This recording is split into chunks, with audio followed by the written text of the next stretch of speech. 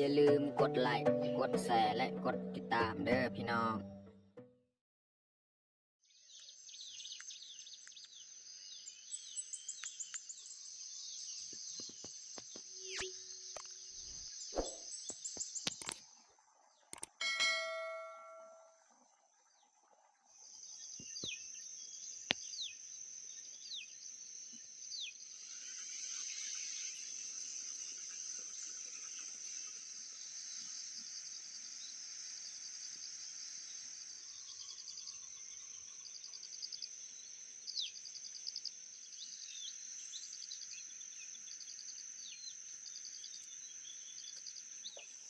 กล่าวทักทายสบายดีเบิดสู่ขู่สู่คนเนาะยินดีต้อนรับเขาสู่ซองบ่าวยืง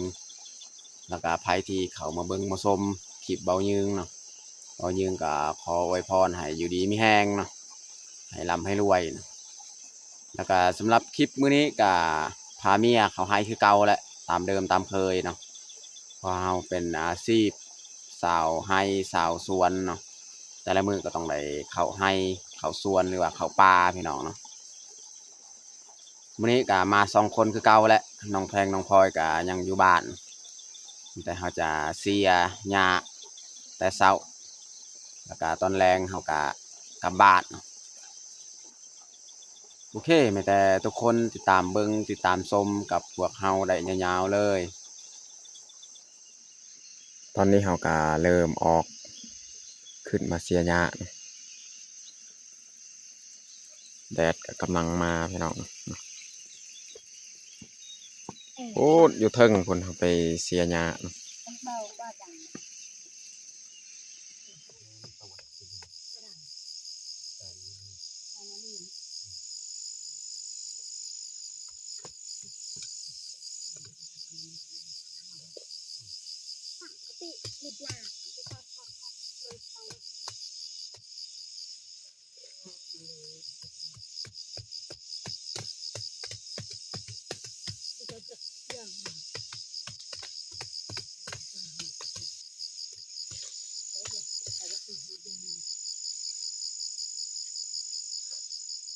จ้ะ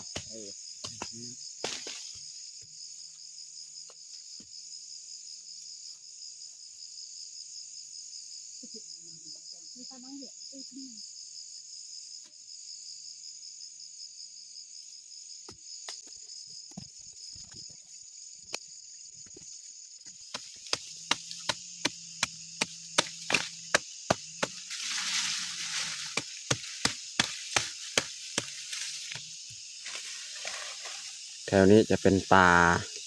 แคมเบิดนะพี่น้องเบิ่งป่าแคมเบิดทึงๆนี่แมันเขาเสียแล้วทึง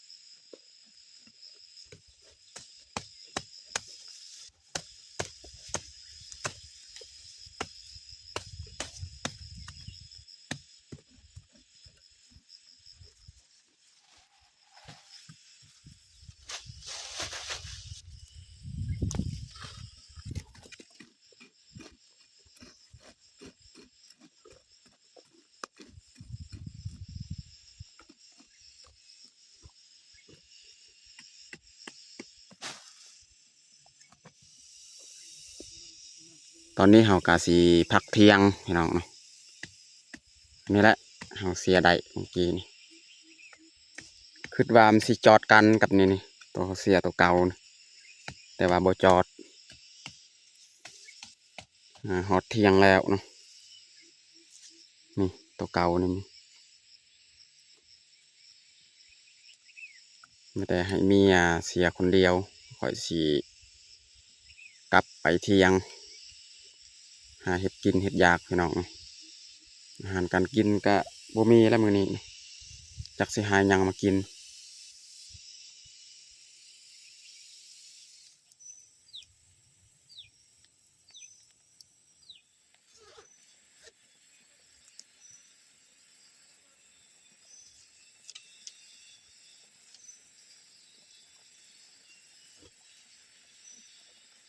ตอนนี้เขาก็ดังไฟเรียบร้อยมื้อนี้ก็บ่มีอาหารพี่น้องเนาะนี่สิเอา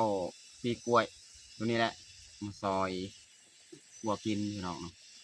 พี่น้องเคยกินบ่ดอกกันนี่ดูแม่นดอกยอดยอดต้นตาลนี่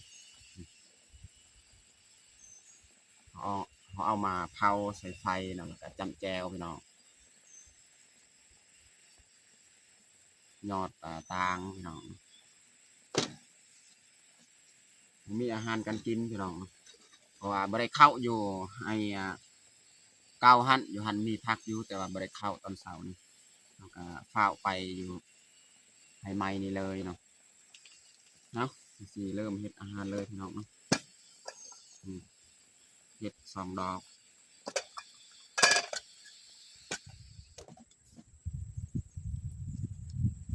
ข้างไว้เลยเนาะยอดนี่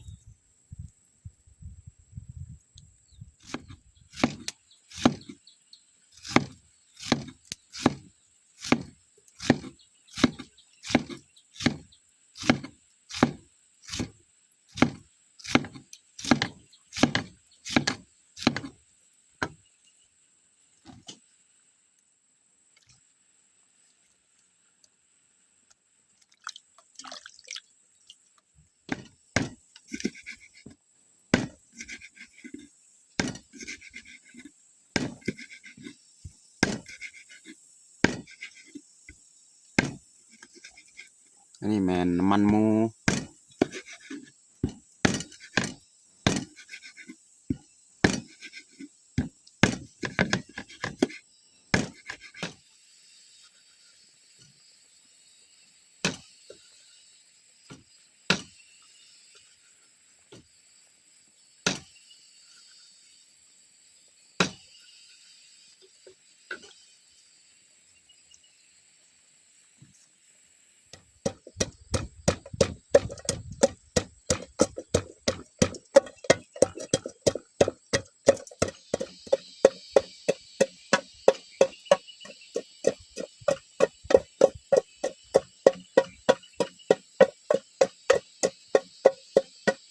ตำพริกกระเทียม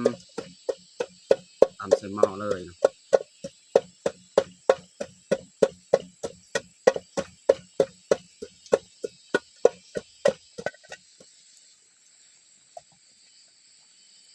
วันนี้เราจะผัดเลยพี่น้องเนาะใส่น้ำมันหน่อยนึงพี่น้องเราสิคั่วนี่น้ำมันนางหมูก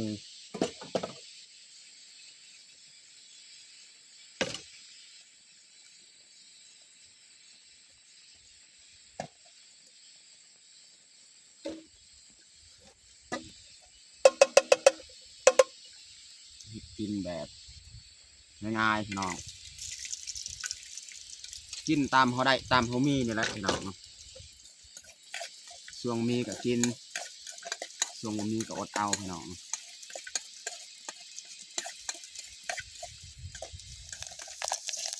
ตรงนี้ก็น่าจะได้แล้วพี่น้องเนาะเราจะใส่พริกกระเทียมเราจะใส่ถั่วตำลงไป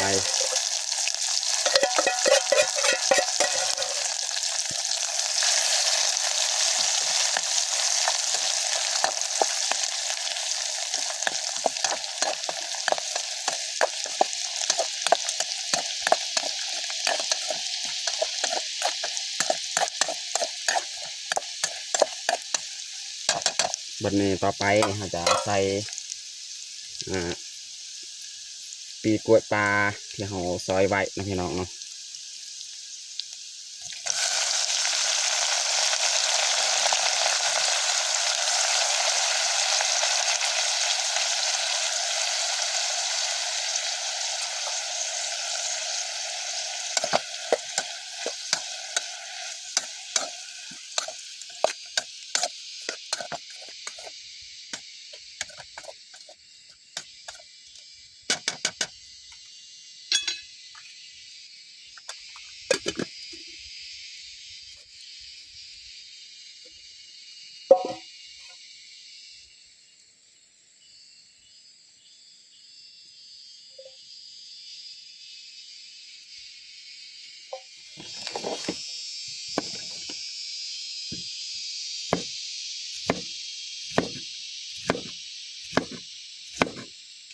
ซอยมะละ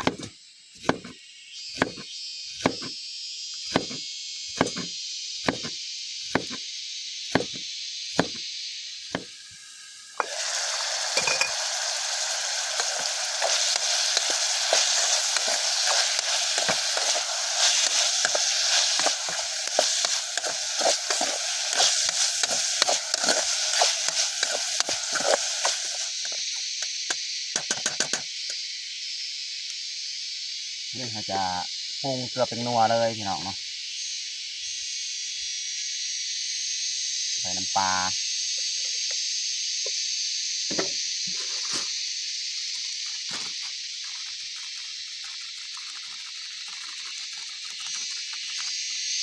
ใส่เกลือ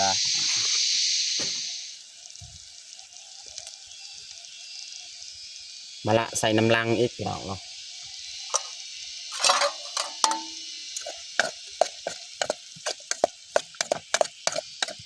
ลืมใส่เมื่อกี้ที่จริงใส่ก้อนก็ได้พี่น้อง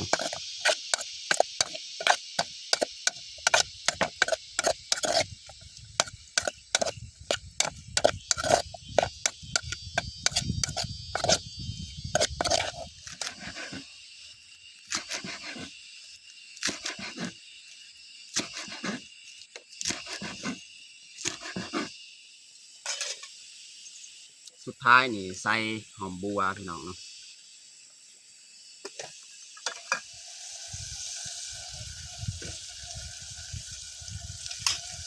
เรียบร้อยพี่น้องเนาะผัดส้มประสานพี่น้องเนาะ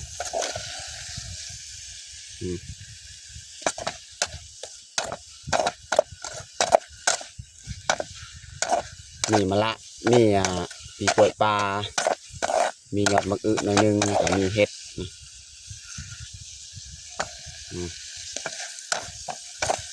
เห็ดเหลืองหน่อยนึงนะ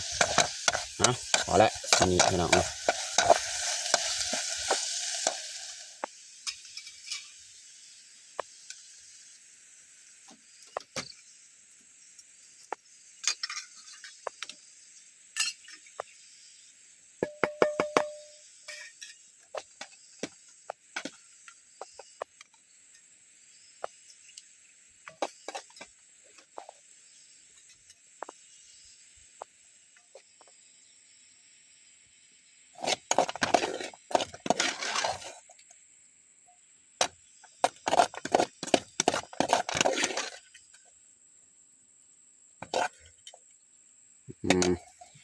เรียบร้อยพี่น้องเนาะ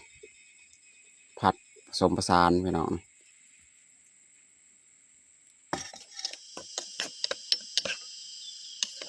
ปรุงแจวพี่น้องเนาะ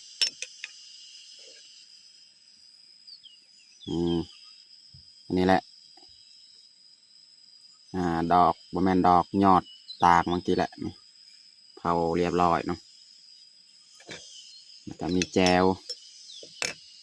แล้วก็ผัดปีกล้วยปลาใส่มะละใส่ยอดมะอึผสมผสานและมีเห็ดอีกอย่างน้อยนึงสำหรับอาหารเที่ยงของเรากับเบิดชนี้แหละพี่น้องเนาะมาทุกคนมากินข้าวเที่ยงน้ำกันเอาเมียทักทายสบายดีเอฟซี เอามากินข้าวเที่ยงนำกัน ไปลุยพี่น้อง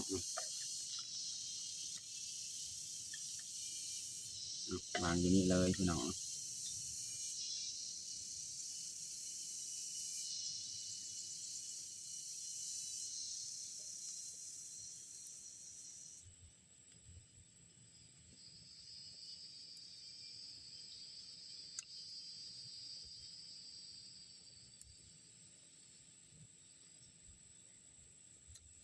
จามเยอะตัง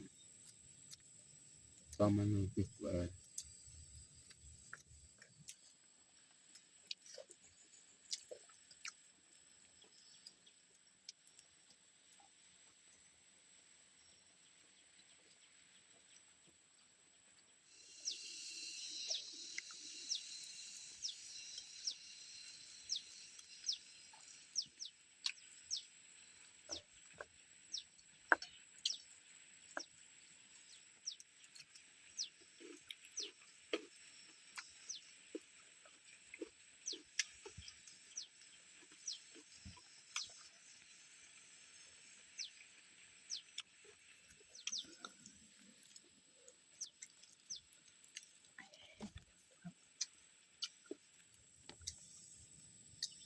ต้องดูดอก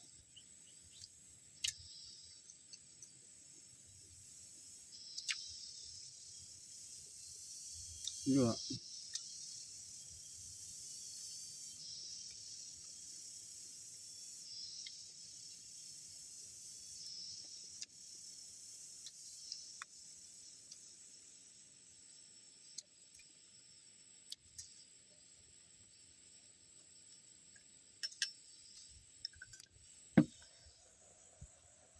กินข้าวกินน้ำแล้วกินกล้วยอีกพี่น้องเนาะกล้วยเรือหมากเดียวแบ่งกันกินพี่น้องเนาะเพราะว่าเอาไว้ให้ลูกสาวอีกอยู่บ้านเนาะ2 หน่วย